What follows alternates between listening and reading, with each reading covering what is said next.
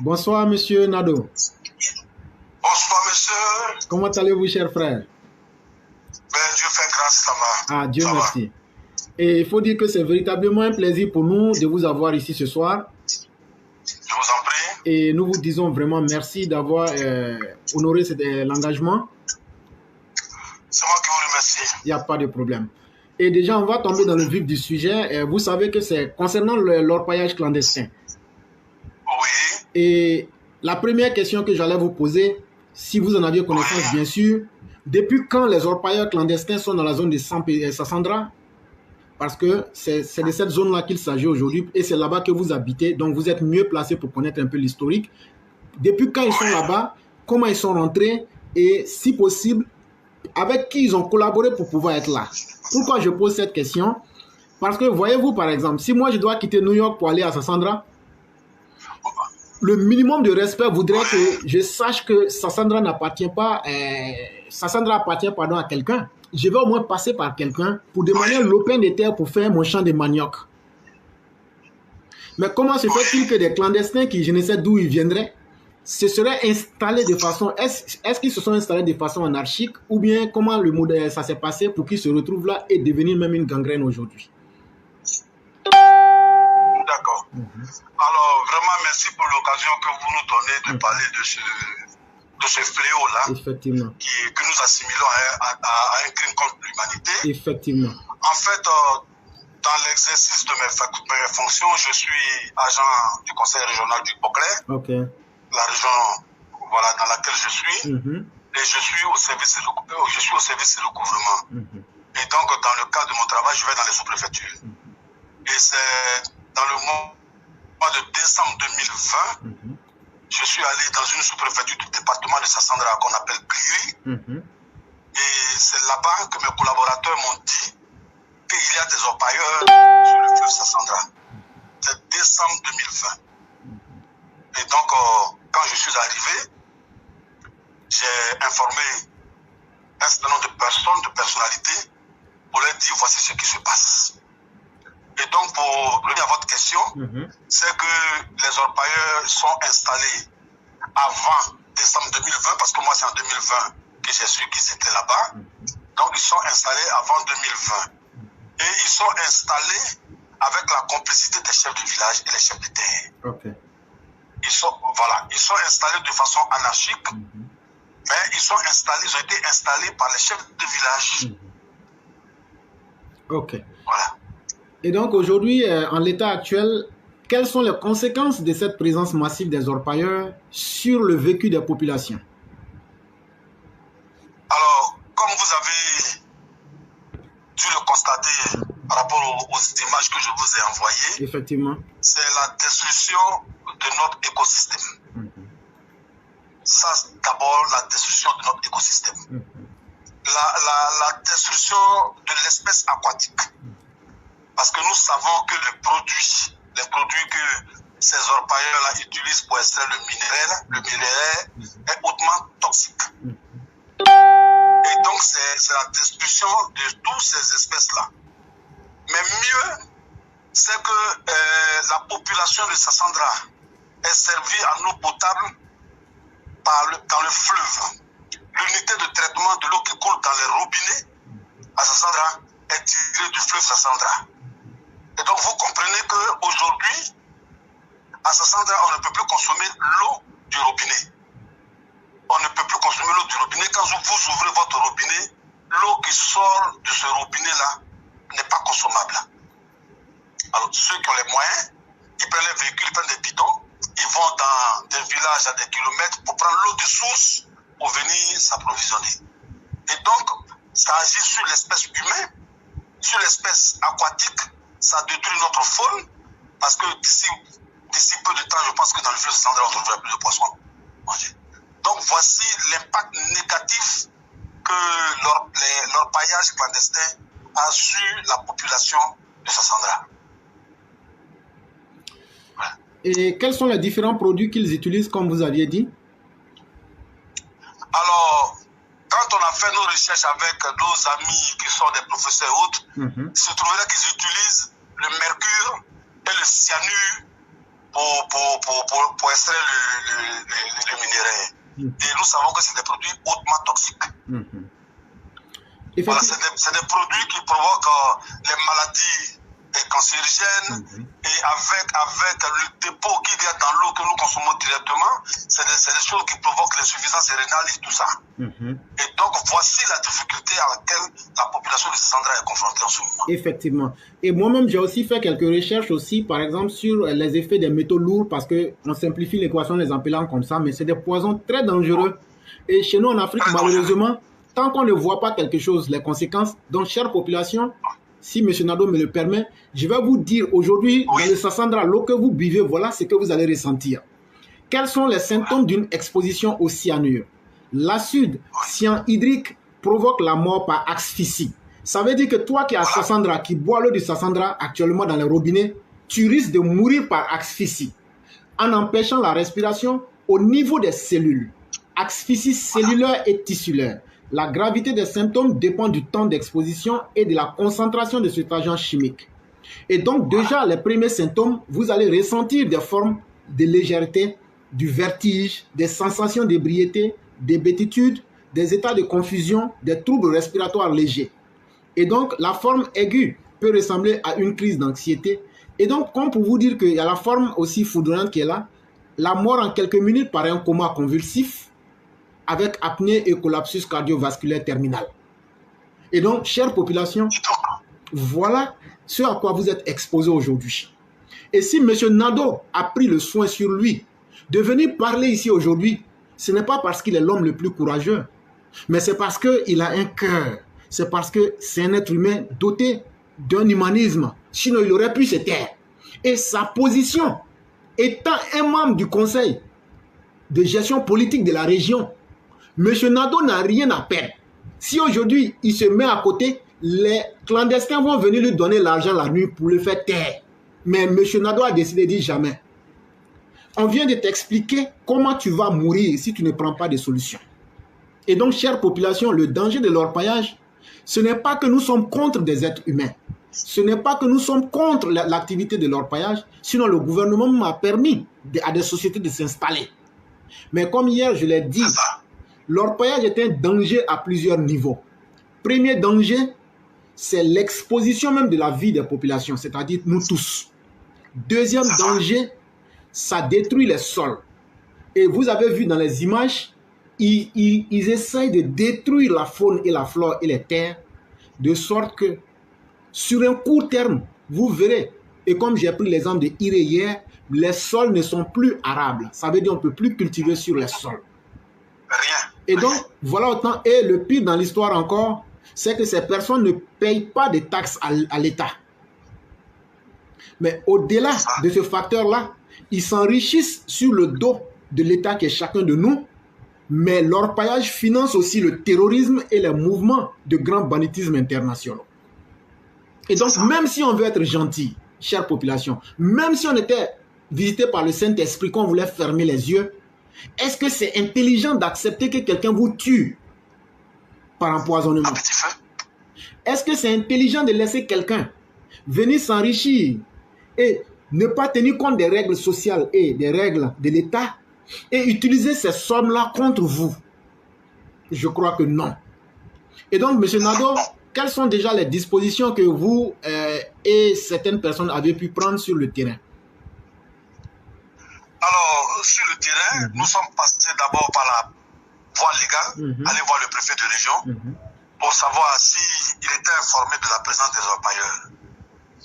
Alors, le préfet étant indisponible, c'est le secrétaire général 1 de la préfecture qui nous a reçus et il nous a dit effectivement qu'ils sont informés de la présence de ces orpailleurs. Mais qu'est-ce qui se passe? Pourquoi est-ce que jusqu'à présent, ils sont encore sur le fleuve? Quelle action vous attendez mener pour les déguerpir?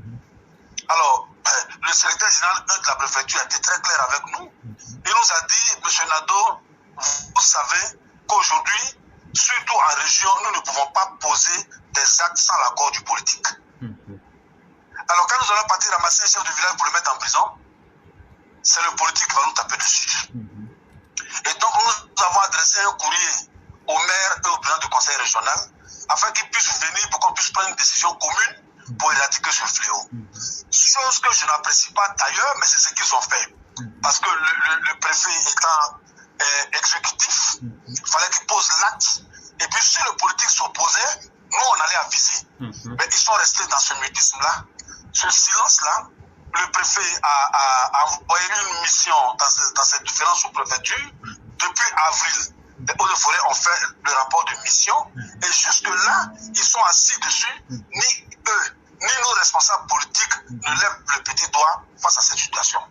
Et donc, est-ce que vous ne pensez pas qu'ils veulent voir d'abord des morts avant de pouvoir venir aux médecins et aux pompiers après le feu? Mais justement, c'est pour éviter cela que nous avons contacté les différents présidents des jeunes, des associations des femmes et tout cela pour que nous puissions nous faire entendre. Et il y a plusieurs façons pour nous, en ce qui nous concerne, de nous faire entendre. C'est ce qui m'a poussé à faire la vidéo le samedi. Alors, suite à cette vidéo, les lignes ont commencé à bouger, mais pas dans le bon sens. Parce que la logique aurait voulu, en ce qui me concerne, la logique aurait voulu que le préfet prenne ses responsabilités, appelle les autorités compétentes, puisque le président Ouattara a créé une brigade spéciale de lutte contre le paillage, alors informer ces personnes-là pour que cette brigade-là vienne nous débarrasser de cette gangrène. Mais Gueneni, il va de réunion en réunion. Demain, il reçoit les chefs de village qui ont installé les orpailleurs. Mais qu'est-ce que ces chefs de village-là, qui sont complices que ces orpailleurs-là peuvent faire? Qu'est-ce qu'ils peuvent dire que nous n'avons pas encore entendu? Donc nous sentons abandonnés, nous nous sentons livrés à nous-mêmes, et c'est pourquoi à partir de demain, nous allons lancer des mots d'ordre pour que la population puisse sortir dans les rues pour manifester leur indignation, pour manifester leur mécontentement. Et c'est ce message-là que nous avons fait passer, parce que demain est un jour fatidique à Sassandra, est un jour où nous allons sortir toute la population. Nous avons contacté les associations des femmes, les associations des jeunes, tous ceux qui ont des intérêts à Sassandra pour sortir, pouvoir sauver nos vies, parce que nous pensons que nous sommes livrés à nous-mêmes. Effectivement. Donc voici les dispositions que nous avons prises. Et je vous encourage parce que la liberté de mouvement, je veux dire de réunion en Côte d'Ivoire, surtout quand ça engage directement nos vies, c'est quelque chose qui va dans le bon sens. Et c'est déjà une très bonne initiative. Et là aussi, vous m'aviez dit depuis hier que certains jeunes ont pris l'initiative sur eux de démanteler les camps de certains orpailleurs clandestins. Tout à fait. Et est-ce que ce n'est pas une activité... Je salue la bravoure de ces jeunes-là, parce que suite à notre direct, et quand nous avons essayé d'expliquer les dangers que pourrait la population face à l'orpaillage clandestin, ils ont pris leur courage à deux mains. Ceux-là n'étaient pas encore installés, ils étaient venus dans l'intention de s'installer. Donc ils ne leur ont même pas permis de s'installer, ils ont détruit tout le matériel. Et là, je leur dis vraiment le chapeau, parce que quand ils sont installés, pour les déguerpis, c'est un problème. Donc il faut même éviter qu'ils s'installent. Et donc c'est ce que ces jeunes-là ont fait, ils ont détruit tout le matériel, et nous les avons appelés pour les féliciter, pour les encourager. Effectivement. Donc la lutte continue, nous sommes dans une lutte. Nous savons aussi que les orpailleurs sont des délinquants, c'est des personnes qui sont armées. Et donc nous ne pouvons pas amener notre jeunesse à l'abattoir. C'est pourquoi nous allons battre le pavé à Sassandra. Nous allons paralyser l'administration pour que le préfet et nos autorités politiques sachent que nous ne sommes pas contents, nous ne sommes pas prêts à donner nos vies, nous ne sommes pas prêts à nous laisser tuer à petit feu. Effectivement. Voilà, donc ce sont ces actions-là que nous allons mener, parce que nous ne sommes pas une armée, nous ne pouvons pas attaquer les orpailleurs, mais nos autorités qui sont censées nous défendre, qui sont censées nous protéger, c'est devant eux que nous allons manipuler pour qu'ils puissent prendre leurs responsabilités. Effectivement. Et déjà, de prime abord ici, il y a les élèves, puisque ici, on se fait tous appeler les élèves de la classe. Actuellement, nous sommes suivis, vous parlez actuellement à 1960 personnes actuellement dans le monde. Et là, voilà ce qu'un élève de la classe dit. Il dit en Afrique, malheureusement, des gens comme Éclaireur ou M. Narcisse Nadeau sont vus comme les méchants quand c'est eux qui protègent les populations. Et M. Nadeau, je vais vous dire que le combat que vous menez est tellement noble qu'il ne faut pas du tout avoir peur. Et la deuxième chose que je peux vous dire, c'est que vous aurez tout notre soutien. En tout cas, en termes de pouvoir relayer vos messages, ou bien si vous avez des difficultés avec les autorités, à n'importe quel moment, vous me contactez et je vais appeler quelqu'un pour mettre fin à ces difficultés-là.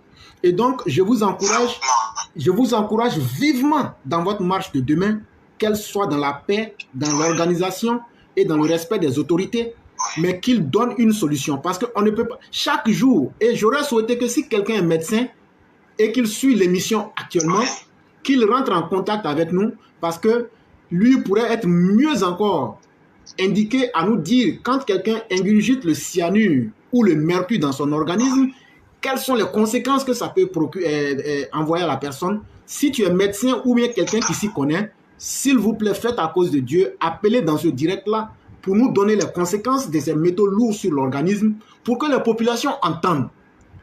C'est très important. Et donc, demain, on sera tous aux aguets pour la marche et on sera là. Et sur ma plateforme ici, comme je vous le dis, si vous pouvez enregistrer, moi, je me ferai fort de mettre ça sur la plateforme pour relayer le message au maximum. Nous le ferons. Voilà. Nous le ferons. Et je vais balancer ça sur toutes les... parce que nous savons... Nous le ferons parce que nous savons que notre seul allié que nous avons aujourd'hui, c'est les réseaux sociaux. Effectivement. Vous voyez, c'est à la suite de la vidéo que j'ai faite qu'aujourd'hui les lignes commencent à bouger. Donc notre véritable allié, notre seul allié que nous avons aujourd'hui, nous savons que c'est les réseaux sociaux. Donc tout ce que nous allons faire, nous allons filmer, nous allons vous balancer ça pour que vous puissiez nous aider à ne pas mourir de la sorte. Tout le monde est appelé à mourir, mais on ne peut pas accepter de mourir de la sorte. Effectivement, ça, c'est pas possible. C'est pas juste. C'est pas possible parce que ça va être, comme je le disais, un crime contre l'humanité. Effectivement. Empoisonner l'eau qui dessert toute une population est un crime contre l'humanité. Effectivement. Et nous ne pouvons pas accepter ça. Et maintenant, est-ce que dans l'avenir, après la marche de demain, est-ce que, ça c'est une solution que je propose, est-ce qu'on ne peut pas chercher à faire destituer ces chefs de village ou ces chefs de canton qui collaborent avec ces orpailleurs clandestins? Je pense que la décision va commencer demain. Ok. Parce que demain, tous ces chefs ont été convoqués à la préfecture. Voilà. Et donc les populations doivent exiger, illico presto, qu'elles ne veulent plus de ces chefs-là. Le préfet sera mis à l'épreuve là. Parce que les chefs sont, le chef est le dernier maillon de l'administration. Effectivement. Et celui qui est le dernier maillon de l'administration, s'il ne peut pas appliquer ce que l'administration exige, quand le gouvernement prend position, prend la décision de combattre l'orpaillage et qu'un chef du village installe des orpailleurs, à ce moment, ce chef du village doit être destitué. La population n'a même pas besoin de demander au préfet de le faire parce que c'est des fautes très graves, c'est des fautes très lourdes. Monsieur Nado. Donc le préfet doit prendre ses responsabilités. Oui. Je viens de recevoir un message d'une autorité qui me dit ceci. Et je vais vous le dire clairement. Oui. Je ne vous ai pas appelé ici pour que nous venions parler. Je vous ai appelé ici pour que les autorités nous entendent directement et je vais vous dire ce qui va se passer. D'accord. Voilà ce que l'autorité me dit. Dis à monsieur de faire son mouvement. C'est-à-dire ce que vous ferez demain. Si possible, allez et chasser ces orpailleurs et brûler leurs appareils. Et faire une marche sur la maison des différents chefs et les destituer. D'accord. Et donc, vous avez carte blanche. Ne faites pas de violence, mais dans la contestation, ne vous limitez pas. Les jeunes qui ont pu détruire ceux qui étaient là, on peut les mettre ensemble parce que c'est un peu un serpent de mer. Il faut qu'il y ait un fort mouvement de population pour les démanteler le maximum possible. Parce que si on les chasse dans un village X, ils vont aller au village Y. Et ainsi de suite, ils vont tester la patience des gens. Et donc, informer déjà toutes les personnes dans tous les villages de prendre des dispositions. Ou bien même, si possible, s'il faut un peu de logistique, organiser ces groupes de jeunes-là, repérer ces gens-là et leur dire qu'à partir de maintenant, on ne veut même pas négocier avec eux. Mais avant toute négociation, c'est leur départ et le démantèlement complet de toutes les activités d'orpaillage clandestin. Parce que ce que vous allez faire, ce que vous ferez demain, sera déjà quelque chose de tellement important, monsieur Nado, que vous allez être un pionnier dans quelque chose. À partir de ce qu'on fera demain à Sassandra, les clandestins orpailleurs qui sont dans le nord, dans le sud, dans le centre, dans l'est, ne pourront plus. Les populations là-bas, si on dit que Sassandra a réussi à faire son mouvement et à dégager les clandestins, est-ce que les gens d'Odioné pourront dire qu'ils ne peuvent pas faire la même chose? Jamais. Est-ce que les gens de Katiola vont rester dans leur maison pour se plaindre? Jamais. Et malheureusement, il faut qu'à un certain moment de la vie, on ait le courage de sauver nos vies. Ce n'est même pas, on ne parle même pas de l'intelligence, on parle de l'impératif de survie. Entre nous et ces brigands qui sont en train de détruire la faune et la flore et qui sont en train même de créer les moyens pour s'attaquer à l'autorité de la Côte d'Ivoire, on fait le choix. Et nous avons fait le choix de défendre le gouvernement et les peuples de la Côte d'Ivoire. Et nous ne nous cachons pas. Et donc, votre mouvement, faites-le. Et nous serons avec vous et nous vous soutenons. Et c'est ce que je vous avais dit. J'ai dit, les autorités, lorsque vous venez sur cette plateforme-là, les autorités vous entendent. Et ils continuent pour me dire, les chefs de village sont complices. C'est eux qui laissent les orpailleurs venir s'installer. Une fois qu'ils réussiront, les autorités feront pas à part venir les aider et venir en aide souvent et attraper le taureau par les cornes. Souvent, mais dans la paix et dans la stratégie. Voilà ce que cette autorité-là nous recommande. D'accord. Voilà. En tout cas, nous disons merci à cette autorité-là pour le soutien. Nous sommes déterminés. Il n'y a pas de problème. Nous sommes déterminés à sauver nos vies. Si nous ne le faisons pas, personne ne le fera à notre place. Personne ne le fera. Parce que nous avons constaté la démission de certaines autorités. Et donc, personne ne le fera à notre place. Nous allons... J'ai dit à une autorité de la ville que la mort s'écrit avec 4 lettres M-O-R-T. Alors, mourir par empoisonnement, mourir par balle, mourir en prison, tout ça c'est la mort. Mais je ne peux pas accepter de me regarder moi-même et mourir à petit feu.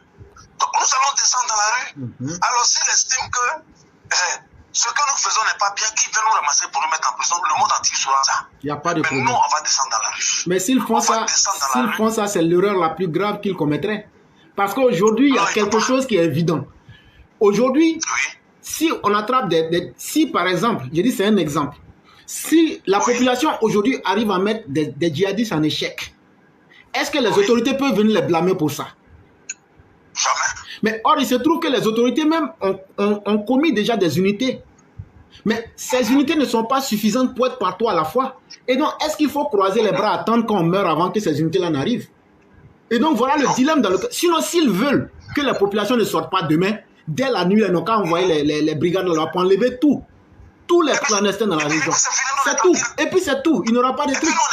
Et donc, ce n'est pas une histoire de politique, ce n'est pas une histoire de religion, c'est une histoire de survie. C'est une histoire de vie humaine. Et ça, on ne peut pas jouer avec. Et donc, demain, comme vous avez déjà eu la garantie, faites votre marche dans la stratégie, dans la paix, mais surtout, lorsque ces personnes ont été démantelées, il faut démettre ces chefs de village. Et ça, déjà, pour être un chef, il faut que les populations aient déjà accepté. Et une fois que les populations disent, mais comment peut-on faire confiance en des personnes qui ont mis notre vie en danger? Est-ce que quelqu'un qui met la vie de la collectivité en danger mérite-t-il d'être un chef? Cette seule question suffit pour les destituer. Et puis maintenant, s'ils veulent faire le commerce de la mort, ils peuvent aller le faire. Mais on ne peut pas quand même... Si nos ancêtres avaient vendu les forêts ou bien avaient détruit l'environnement avant nous, je crois qu'aujourd'hui, nous ne serions pas là.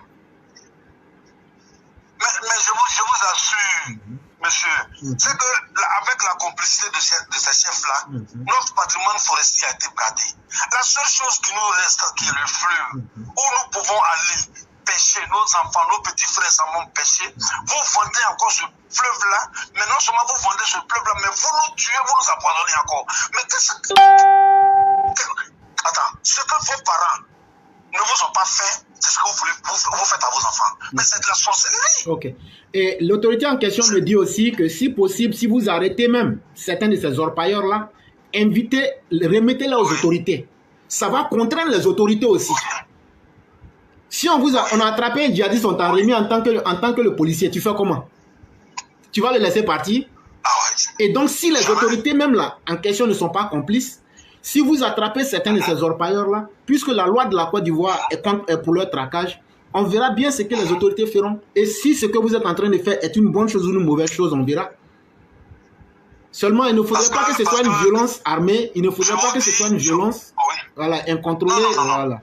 Je vous dis que nous, notre rôle, c'est de dénoncer. Et quand nous avons fait la vidéo, avant même de faire la vidéo, nous avons rencontré l'autorité préfectorale. Mais au lieu de nous appeler, vous avez senti notre colère. Vous savez que nous voulons manifester.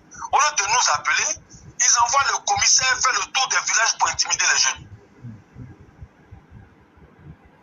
Alors, ça fait que nous n'avons même plus confiance à l'autorité qui est là. Parce que on parle d'un fait où les vies des gens sont menacées. Et vous envoyez le commissaire aller menacer les jeunes pour leur dire, si vous sortez, on vous met en prison.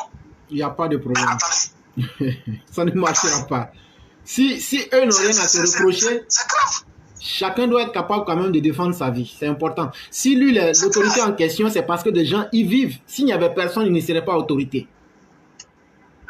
Voilà. Et donc, ça pose des problèmes. Je leur ai dit que si vous avez les moyens pour vous acheter des cartons d'eau minérale pour déborder chez vous et puis boire, nous n'avons pas ces moyens-là. Monsieur le commissaire, arrêtez de menacer les jeunes. Parce que si vous menacez les jeunes, vous allez empirer la situation. Vous allez empirer la situation. Arrêtez d'intimider les jeunes parce qu'il y va de notre survie. Et le dimanche, quand nous avons eu la rencontre avec le préfet, je lui ai signifié pour lui dire ça ne sert à rien d'envoyer le commissaire intimider les gens. Prenez vos dispositions, prenez vos engagements et puis libérez-nous de ces orpailleurs-là. C'est tout ce que nous vous demandons. Si vous posez des sacs, si vous nous libérez de ces orpailleurs-là, nous n'avons plus de raison de manifester. Mais si vous ne posez pas d'acte, et comment ce commissaire-là, vous en prenez aux orpailleurs, vous intimidez les jeunes. Comment ce commissaire-là s'appelle déjà? Il s'appelle Série Claver. CI Claver. Ok, CI, monsieur CI Claver. Voilà, S-H-I Claver. Et donc, ça veut dire que si... Ça veut dire que si... Ça veut dire que s'ils intimident les jeunes, ça veut dire qu'ils reçoivent les rations avec les orpailleurs. C'est aussi simple que ça. Il y a forcément une complicité. Et donc, on veut forcément qu'on se taise.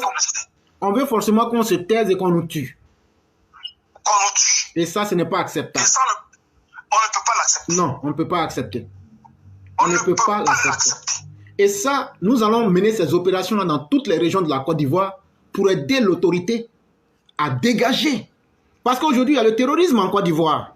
Et ces personnes-là, ces sommes qu'ils prennent là, l'État ne voit pas la couleur. Et souvent, effectivement, il y a des brigands parmi eux. Parce que quand ils viennent s'installer dans une région, même la dernière fois, ils ont tiré sur un cortège d'un militaire à l'est du pays. Oui. Et donc, ça doit cesser. Oui. Ça doit cesser. Et quand ils sont là, la drogue coule à flot, les hommes circulent partout, et puis l'insécurité est partout, c'est grave. Et quand vous avez la chance, que vous avez une jeunesse qui se lève, mais vous devez les accompagner, vous n'avez pas à les intimider.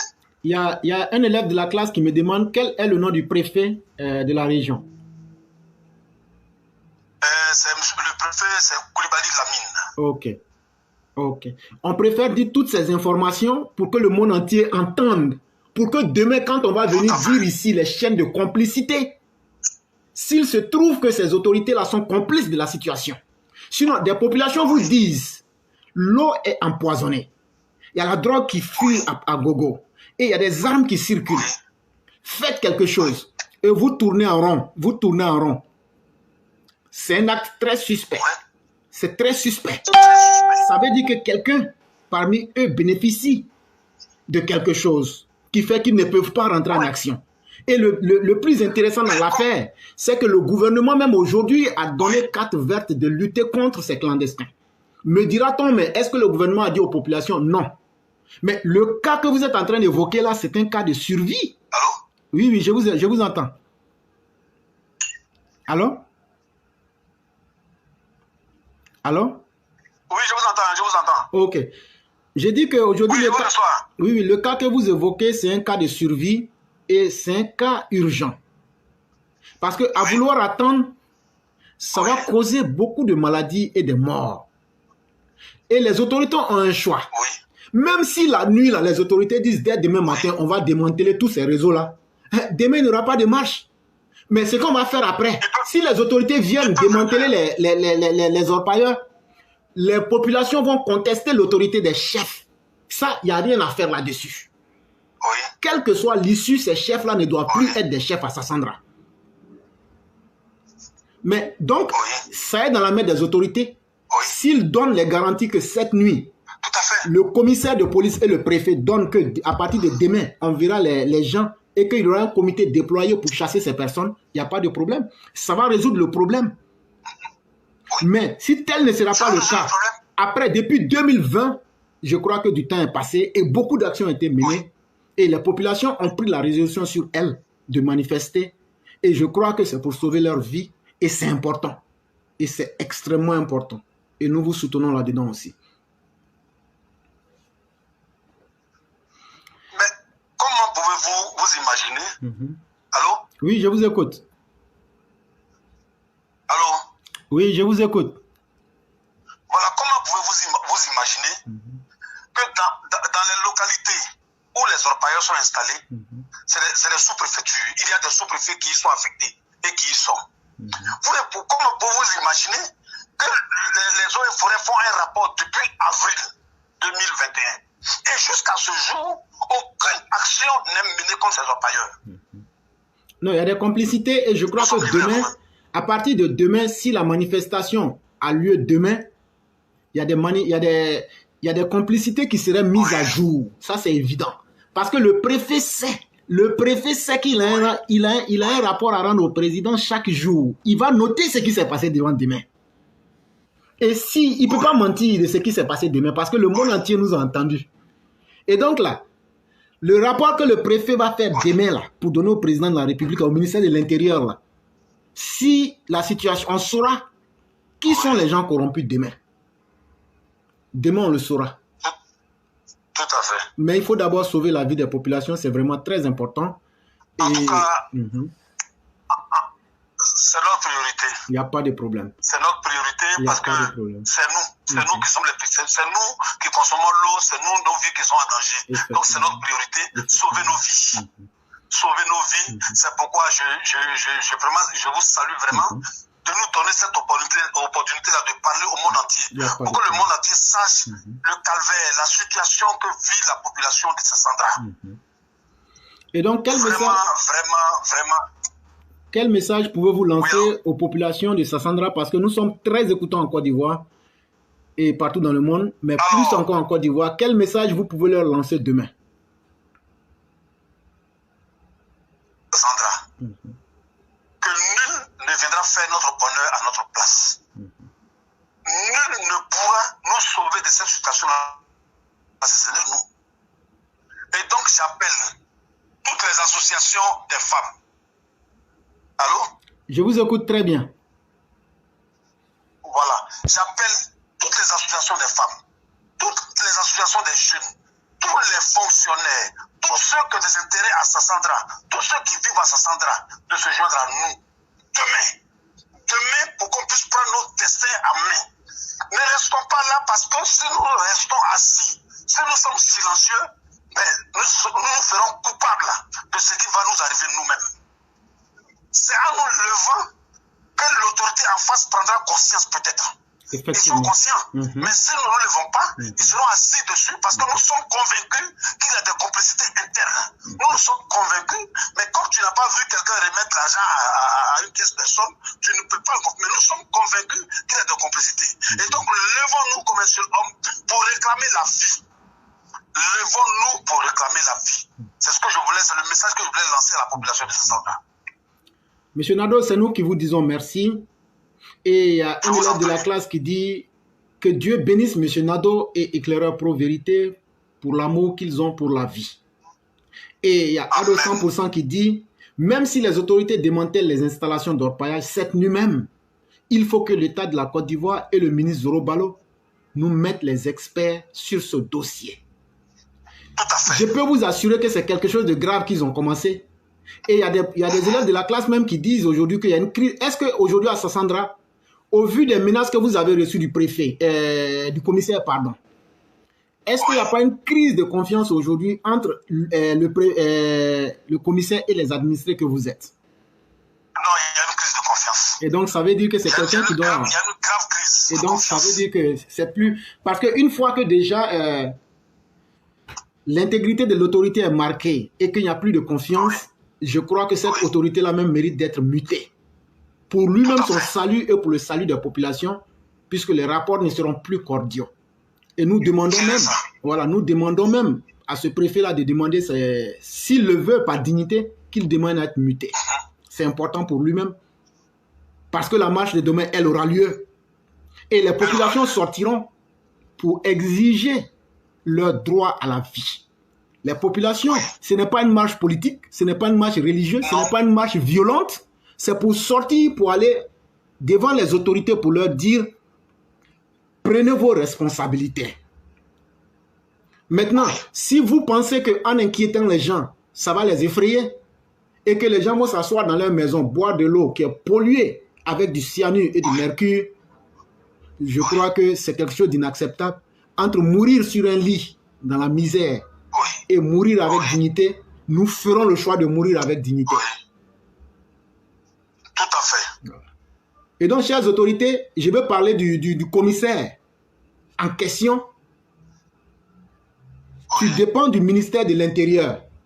Mais demain, tu sauras qui est l'éclaireur. Demain, tu sauras qui est l'éclaireur. Monsieur Nado, je vous l'ai dit, à la seconde près, s'il y a un incident, vous m'appelez. À la seconde près, s'il y a un incident, vous m'appelez. Ce monsieur-là saura demain qui est l'éclaireur. D'accord. Je vous remercie. Il n'y a pas de problème. Je suis très content. Il n'y a pas de problème. Et donc, vous passez une excellente nuit. Je vous en prie. Et bien des choses à tout le monde. Merci et beaucoup. À n'importe quel moment. Excellente nuit à vous aussi. Merci beaucoup. Merci. Ok. Merci bien. Merci.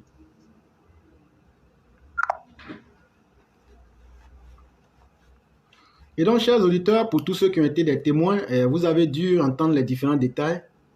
Et il faut dire que vraiment, M. Nado est très courageux. Parce que pour de telles actions, ce n'est pas toujours facile. Ce n'est pas toujours facile.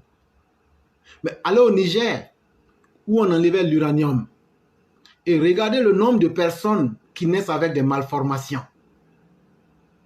Regardez le nombre de personnes qui naissent avec des difformités. Regardez le nombre de personnes qui naissent dans des conditions lamentables. Et vous comprendrez que ces substances chimiques-là ont les conséquences, même si aujourd'hui, à l'instant T où je vous parle, on mettait fin à l'orpaillage clandestin dans toute la Côte d'Ivoire. Toutes ces personnes qui ont accumulé dans leur organisme des métaux lourds vont traîner ces conséquences-là.